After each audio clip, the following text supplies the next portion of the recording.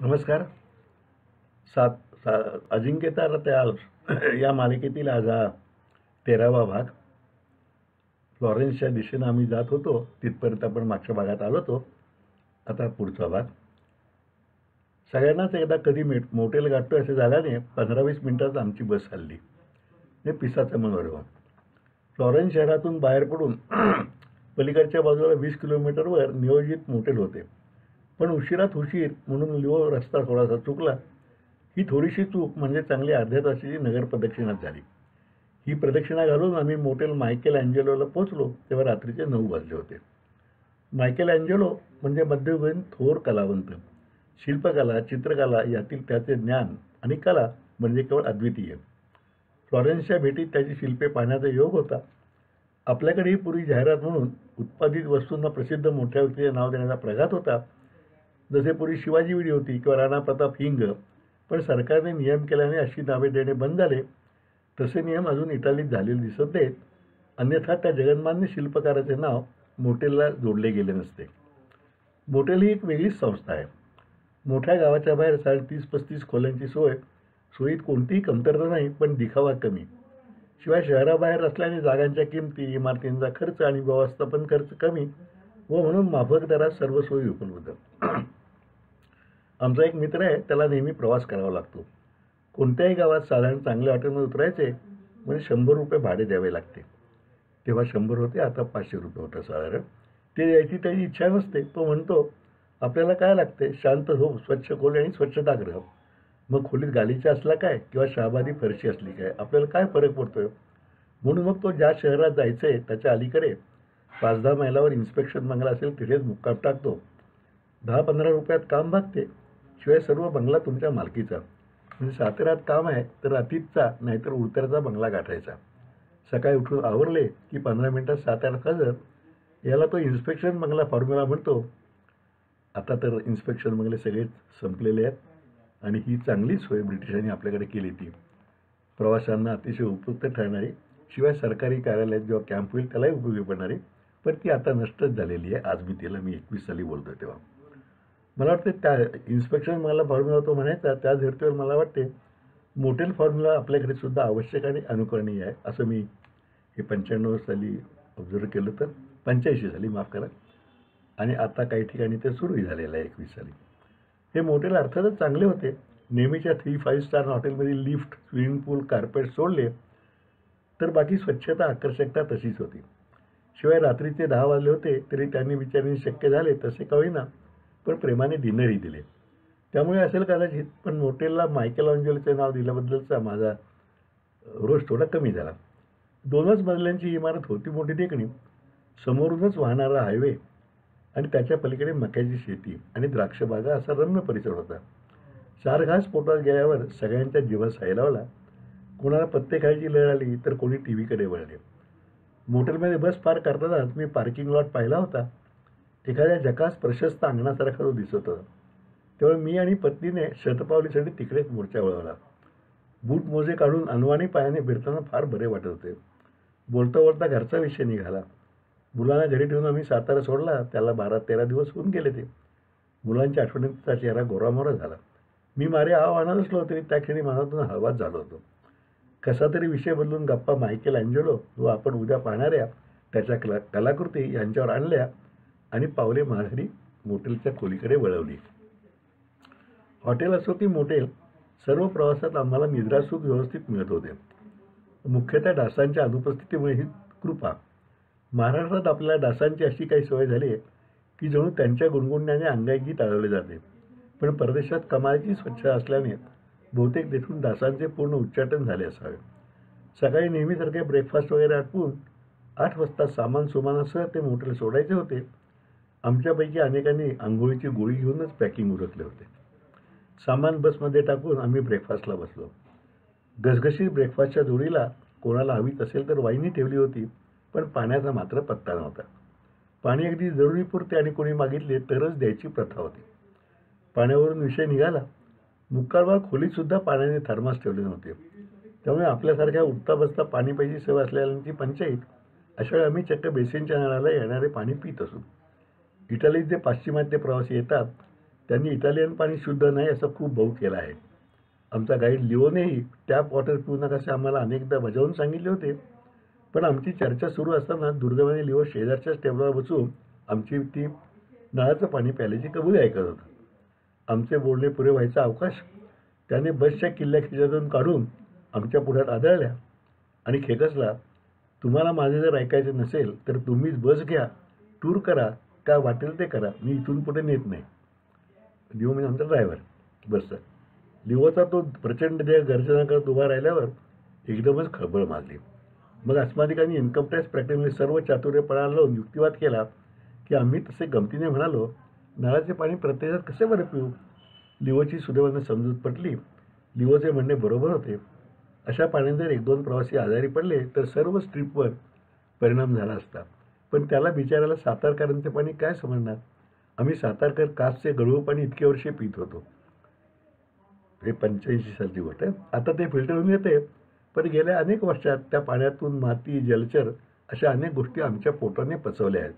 त्यामुळे आम्ही अभिमानाने म्हणतो सुद्धा की ज्याने सातारचे पाणी पचवले त्याने 12 गावचे पाणी पचवल्यासारखेच आहे. त्याला जगातल्या कोणत्याही पाण्याला त्रास होऊच शकत नाही. त्यामुळे आम्हाला इटलीतील बेसिनच्या नळाचे पाणी पिऊन खचितच त्रास होणार नव्हता. फ्लॉरेन्स हे इंग्रजी नाव झाले. त्या शहराचे इटालियन नाव आहे फिरेंझे. पण साहेबाला सवयच अशी जडलेली, साहेबाला म्हणजे इंग्रज लोकांना, की जगात कुठेही गेले ते तेथील प्राकृत नावांची मोडतोड करून आपल्याला हवे तसे ते बदलून घ्यायचे. म्हणून ते भायखळ्याचे बायकुला केले, खडकीची किरकी आणि मुंबईचे बॉम्बे झाले. तसेच फिरेंझेचे फ्लॉरेन्स झाले. अर्थात नाव कोणते असले तरी मुंबईची जशी जगभर प्रसिद्धी, तद्वतच वास्तुशिल्पामुळे फ्लॉरेन्सची प्रसिद्धी जगभर गाजतच राहिली. मात्र या नाव बदलाच्या बाबतीत तेथील महापौरांचे काय मत आहे. त्यांनी निषेध वगैरे व्यक्त करून सरकारशी यावरील झगडा सुरू केला आहे का, नावात बदल केलाच पाहिजे म्हणून मोर्चे निघालेत का, हे कळले नाही. ते जाणून घ्यायची इच्छा होती, पण इटालियन भाषेचे अज्ञान आणि वेळेचे अपुरेपण यामुळे ती इच्छा अतृप्तच राहिली. मोटेल ते फ्लॉरेन्स हा फक्त अर्ध्याच तासाचा प्रवास चटकन झाला आणि आम्ही कम्यून डी फिरेंझे म्हणजे थोडक्यात फ्लॉरेन्स हे समाज मंदिर म्हणण्याला जवळ पोचलो.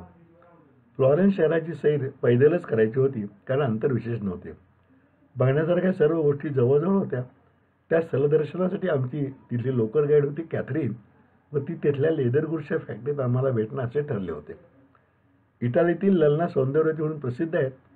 हॉलिवूडच्या गाजलेल्या चित्रतारकांपैकी निम्म्याहून अधिक इटालियन्स आहेत. त्यामुळे आमच्या ग्रुपमध्ये सर्वांना, विशेषतः तरुण मंडळींना संकेतस्थळी भेटणारे या कॅथरीनचे कुतूहल होते. परंतु पॅरिसमधील फात्मा फॅट मा निघाल्याने या मंडळींनी आपले कुतूहल आम्हाला आवरून धरले होते. हो, उगीच अपेक्षा बनण्याचे दुःख पदरात पडायला नको. मात्र आम्ही संकेतस्थळी गेलो तेव्हा कॅथरीनला पाहून सर्वांना हायसे झाले. 20-22 वर्षाची तरुणी खरोखरीच सुंदर होती. उंचीने लहानसरच, पण सरळ नासिका, तांबूस गोरा वर्ण, बोलके डोळे, नाजूक जीवनी, बॉब केलेले सोनेरी केस आणि या सगळ्याला साजेसाच मंजूळ आवाज. तिने आमचे स्वागत the most beautiful city of इटालीत केले. आम्हालाही आता दी मोस्ट ब्युटिफुल ऐकायची इतकी सवय झाली होती की त्याचा अर्थ आम्ही ऑल्सोर यांच्या या अंगानेच घेत होतो. फ्लॉरेन्सच्या चामड्याच्या वस्तू प्रसिद्ध आहेत म्हणून त्या लेदर गुड्स फॅक्टरीच्या मालकाने आम्ही तेथील माल नक्की घेऊ या अपेक्षेने तोंड भरून स्वागत केले. दुकानच्या आतल्या बाजूला चामड्यांच्या वस्तूवर सोनेरी नक्षीकामांचे प्रात्यक्षिक दाखवले जात होते. तिथल्या सेल्समॅनने चामड्याचा तुकडा घेऊन त्यावर ही सर्व प्रक्रिया करून दाखवली. 5च मिनिटात साध्या चामड्याच्या तुकड्यातून सोनेरी नक्षीकाम असलेली लहान बॉक्स आकाराला आली. या सगळ्या कारागिरीमध्ये अत्याधुनिक साधनांचा वापर होता.